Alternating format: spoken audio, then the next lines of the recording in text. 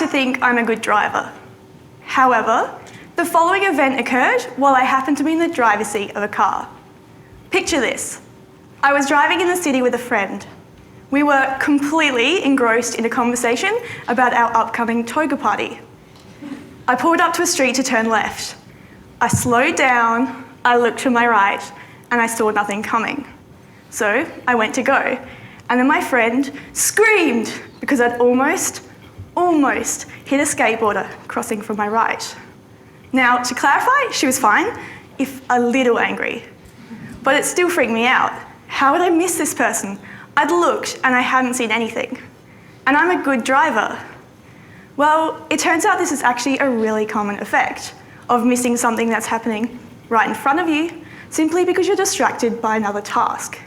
So when you divide your attention between a visual task, such as driving, and a mental task, such as calculating sums in your head or talking with a passenger, you actually reduce how much visual information you can take in from the world around you. So instead of seeing everything that's happening, you might only notice things in your direct line of vision. Now, this shrinking effect is known as tunnel vision, and you can see an example here in the slide.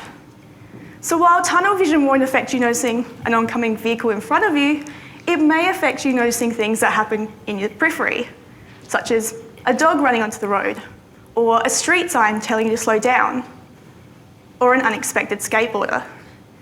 Now, what's really interesting is that up to this point, no one's been able to clearly explain exactly how this process occurs. But what if we can find a way to show how something as simple as talking, a task requiring no visual input, can directly affect what we see? Well, that's where my research comes in. So my PhD examines the underlying processes that occur in the mind when we're carrying out multiple tasks at once. In doing this, I'm developing a theory of how non-visual distraction can limit what we see.